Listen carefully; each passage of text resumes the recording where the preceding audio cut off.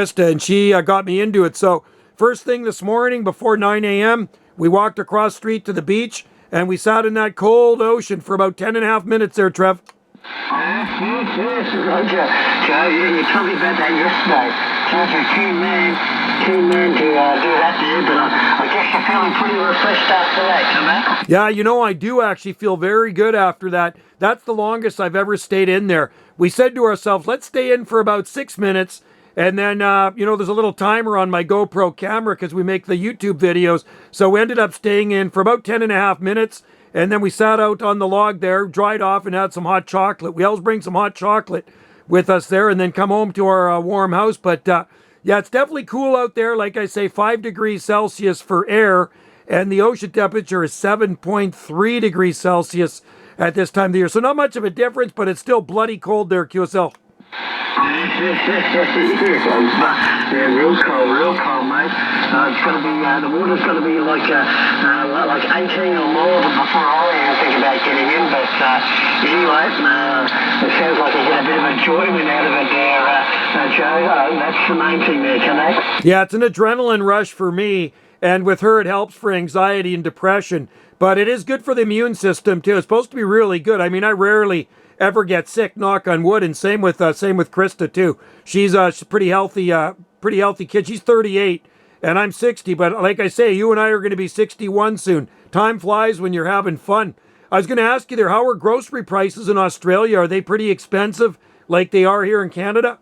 Yeah, they're going up a lot. They're going up a hell of a lot since COVID there.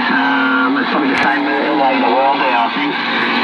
Yeah, pretty expensive, compared to what they used to be. So I reckon a lot of them have gone up, 25%, some of them, So I don't know. I'm just feeding myself up here. But for 3 weeks, I bought enough for 3 weeks, maybe a month. And that was about $300, 300 Australian dollars, which I don't know, it's probably about 220 American dollars, come back. Yeah, our dollar's not worth very much here in Canada either. I think we just went up a little bit. I think we're up to just over 71 cents by the US dollar. So they're about 30 cents. They got about 30 cents on our dollar here. So their dollar goes a hell of a lot farther if they come up to Canada. And if we want to go for a trip to the US, man, it hurts for us. So for every 1,000 American we got to pay 1,300 Canadian there, QSL. Yeah, understand. Yeah, I think ours is in the low 60s. Sometimes it's up near 70, but at the moment I think it's about 63, 64 or something cents to the American dollar. So it probably doesn't help much with the grocery prices, but there's a bit of a supermarket monopoly, duopoly here. Woolworths and they call it Coles over here. They're the two big supermarket places all over Australia. They got the majority of the share on the amount of stores they got. And then we've got Aldi, where I went today. That's a German company. They're a lot cheaper than the other two, but they haven't got so many, haven't got such a variety as the bigger ones there. But the two big supermarket chains here, they've been found out to be, dodging it there. They sort of put up their prices more than what they had to after COVID there, because they can get away with it. But the government's sort of slowly cracking down on them there, and they're making record profits there, Roger. Yeah, that's no different than Canada. Same thing. They kind of gouge us, right? They like to gouge us. It's no different than when a place has like a natural disaster and then they jack the price of certain things up like water and groceries and all that stuff. They want to make money off of us, right? That's kind of sad. Every so often, we go down every about 6 weeks, we go to Victoria, off island, on the big island there. We go to Costco. We go to Costco and we stock up at Costco because the groceries there are a lot cheaper than on this smaller island, QSL. Yeah, understand. Yeah, it's usually the way there. And groceries where I live are quite a bit more expensive than than Melbourne, where they're a bit cheaper. But that's why I have to drive 50k. There is a supermarket about, I don't know, 10k as the crow flies. But yeah, you pay a lot more. You only get half as much.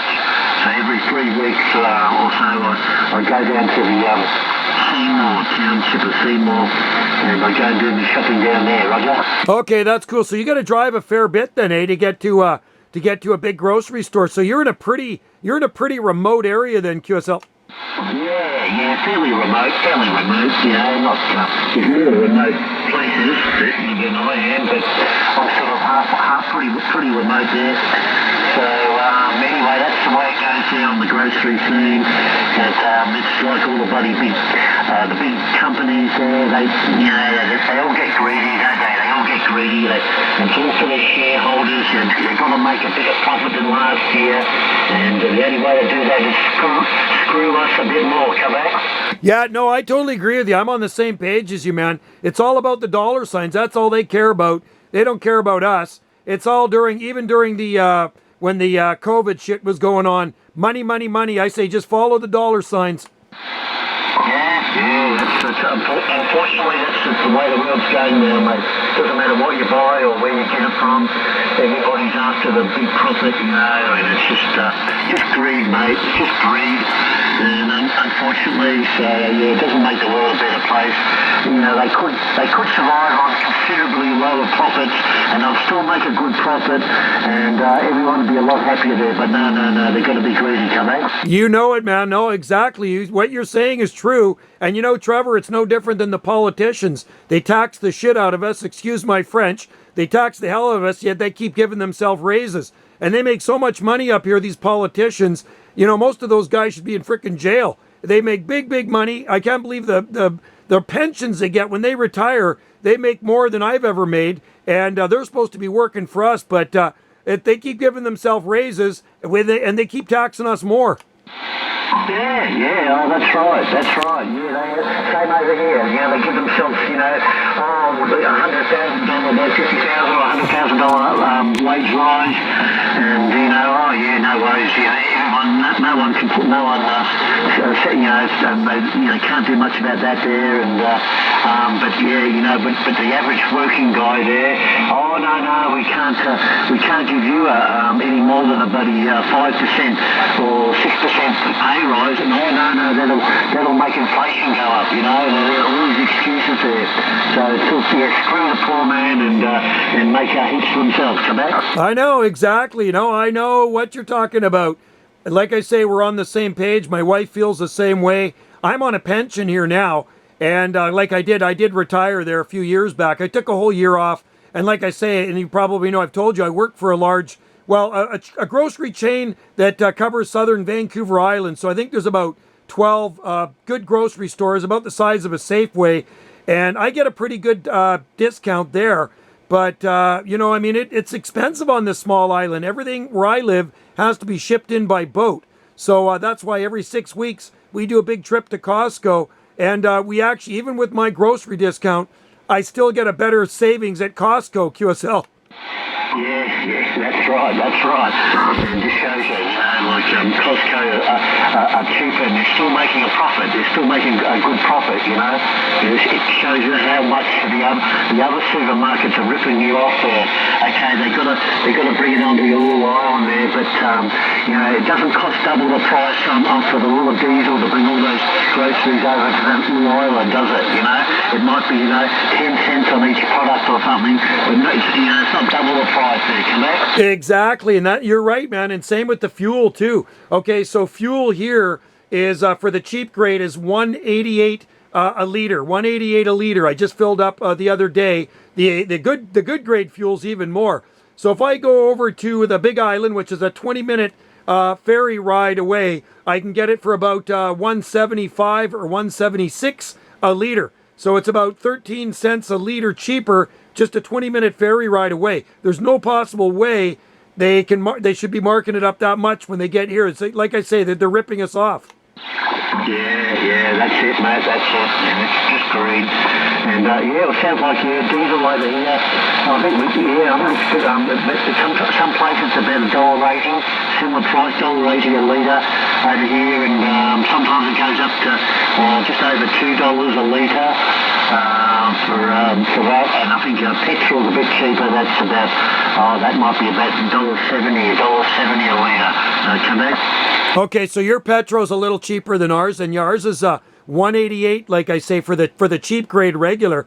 And I mean, I just drive a little Mazda B2300 2010 pickup truck with a 4-banger in it. It's really easy on gas, but a lot of people here are going electric vehicles, but I'm not into electric. That's just my thing. I like gas engines. Yeah, Roger.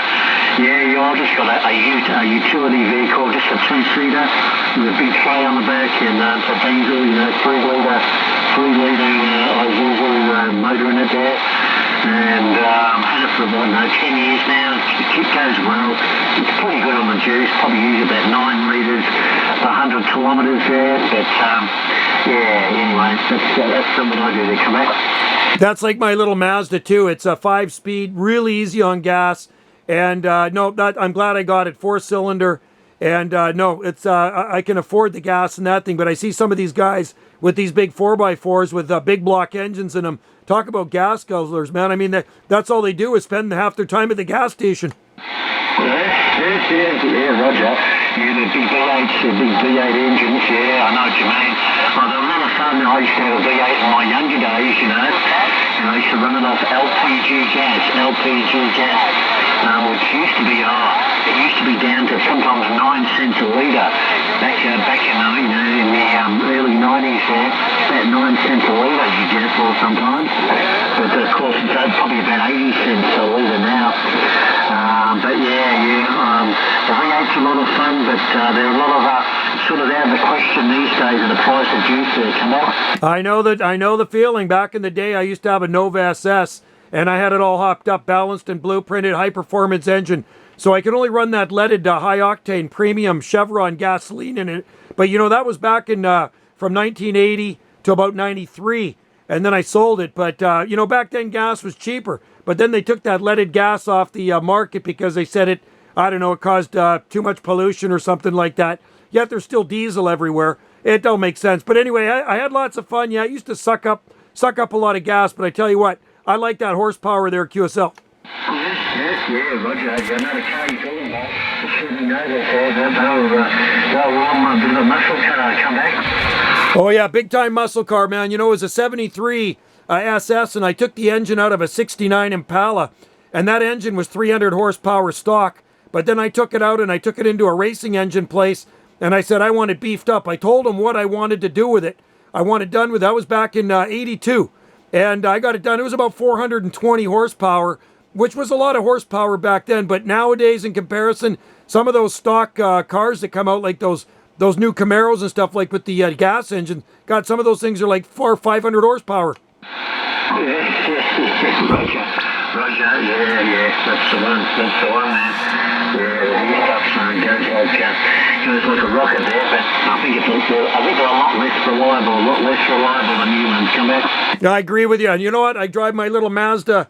It's a 2010 B2300. Never had any problem with it. The only thing I've ever done, I just changed the shocks in it, and I've changed the oil in it, and the tranny, and the differential. That's it. Radiator, changed the fluid, and it's been very, very reliable. So I agree. You start fixing stuff up. Sometimes you have problems when you start souping vehicles up. Yeah, that's it. All new stuff, you can't really service it yourself,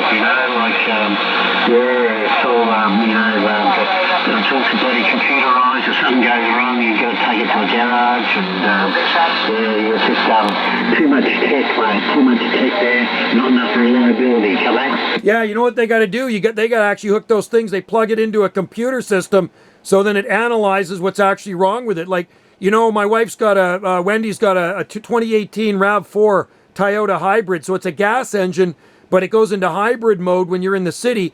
Well, she left her lights on one night, and in the morning, the battery was dead. I opened up the hood, and I didn't even know how to jump start the thing. I actually had to go to YouTube to figure out how to jump start that stupid thing. Yeah, really? Oh, okay. hasn't just got a battery you can put the positive and negative on it. No, it was different. I had to open up this compartment, and then you put the negative somewhere else on the engine, and then there's a little funny little thing. You put the, it wasn't really even the battery. I guess it must have been wires going to a battery. There was a positive.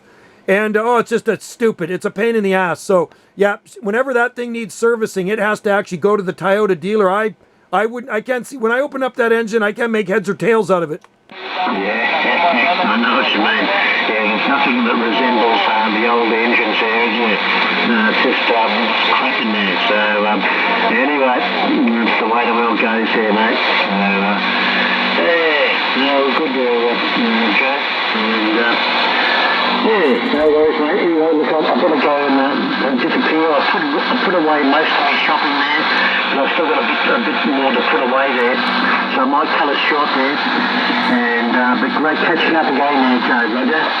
Yeah, you betcha, Trevor. It was a pleasure. I got to go check on dinner anyway. I still got that leftover crock pot curried chicken last night. I made a lot of it, and then Wendy's doing a local salmon. She's doing a nice salmon. So anyway, yeah, you have a good day there, Trev. And put those groceries away, and we'll be listening for you on the band there, buddy. 43 World Radio 176, Victoria, Australia.